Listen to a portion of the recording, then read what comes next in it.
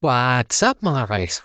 This is Papa Sep TV and for today's video, ang pag-uusapan natin is kung paano nga ba mag-cash in kay STC Pay Western Union using PAYMAYA, no? So yung pag-uusapan natin, pero bago ang lahat, intro muna tayo para mukhang pro. Subscribe now and press the bell icon. Never miss an update.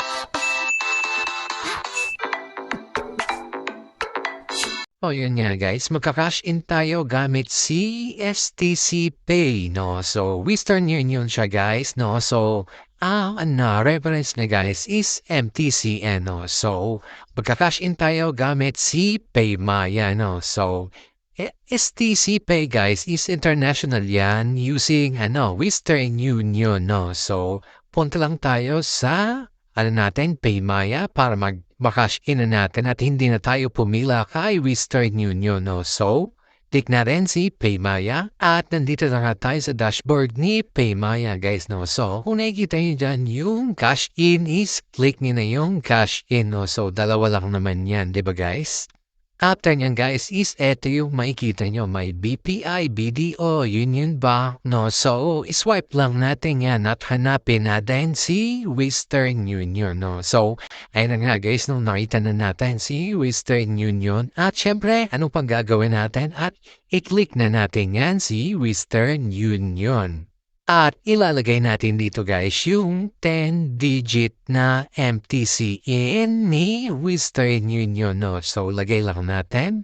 Make sure na tama yung pagkalagay nyo guys, no? So, after nyo may lagay guys is click continue nyo lang. Yan sa baba, continue nyo lang guys.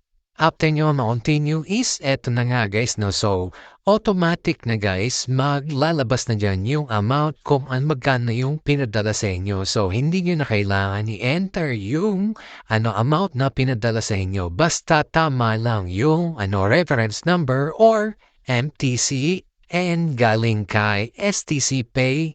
Gamit yun, syempre gamit pa din si Western Union, no? Ibig sabihin guys is automatic na siya. Once nailagay mo yung MTC and is automatic yung amount na pinadala sa inyo is malalagay din doon. Automatic na din, no?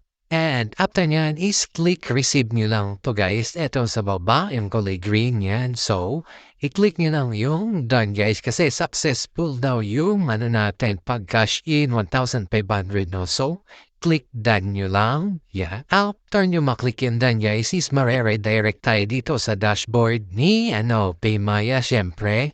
At makikita natin dito yung amount. So, click lang natin yung yung may mata yan guys. So nakikita nyo is nadagdagan yung amount natin ng 1,500, no? So, nag-text din dito syempre si PAYMAYA, no? So, ito na naka-receive tayo ng 1,500, no? So, yan lang guys, no? Napakadali lang. At syempre guys, kung nagustuhan tong video na to, please don't forget to like, share, and subscribe.